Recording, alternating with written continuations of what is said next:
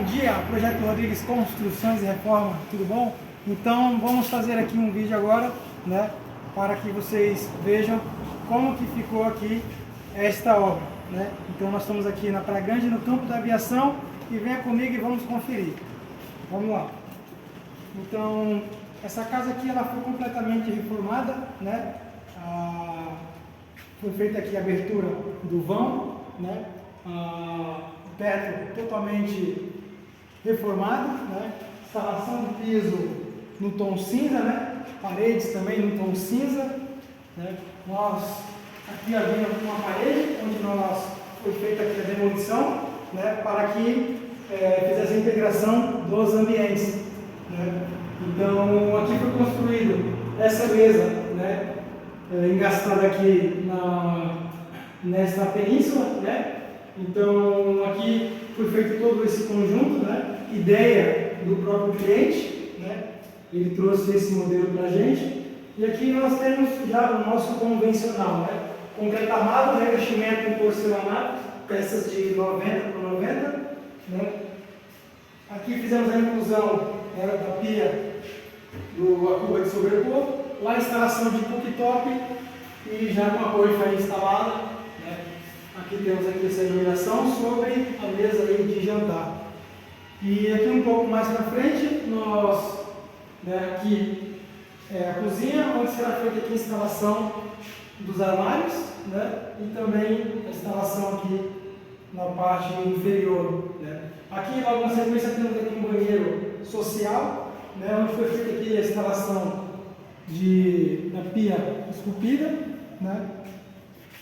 Revestimento branco, assentado na diagonal. Lá no fundo temos aqui uma madeirada na instalação do nicho, fechando aqui o conjunto.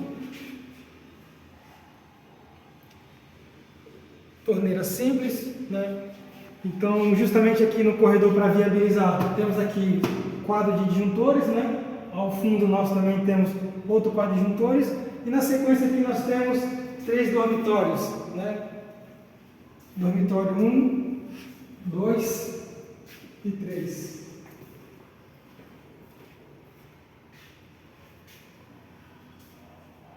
Então, todo ele, os 3 dormitórios do mesmo tamanho, né? Foi feita aqui a instalação dessa moldura tipo sanca, né? Para a instalação aí da iluminação. E toda a casa aqui foi pintada toda ela no mesmo tom. Instalação de molduras nos tetos aqui do corredor, iluminação geral. Aqui temos também um quadro de disjuntores, separando aí os circuitos, né? E aqui nós temos a suíte, né? Um dormitório bem amplo.